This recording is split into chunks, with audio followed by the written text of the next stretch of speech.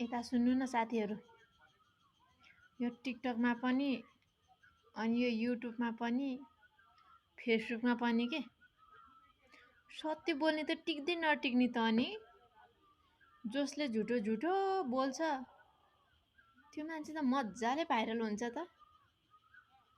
लौ न गाइज, कसैलाई थाहा छ भने झुटो बोल्ने मलाई पनि सिकाइदेऊ न उपाय। आफू त साह्रै सोझी भएर होला कसैले पनि पत्याउँदैन, भाइरलै गराउँदैन त।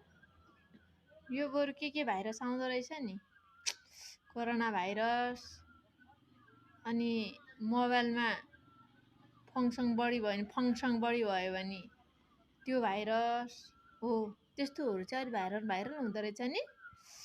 अरू त मलाई थाहै छैन। यदि कसैलाई भाइरल हुने उपाय थाहा छ भने सिकाइदेऊ न हौ। अनि हामी सँगै बसेर मिली बनाउनु पर्छ के। साँच्चै भनेको, ढाँटे आइन मैले भन्न त भने, तर मेरो पनि अलिअलि झुटो बोल्ने बानी बस्नु थालेछ हौ। सङ्गतै त्यसो पर्या भएर हो कि कसो हो थाहै छैन।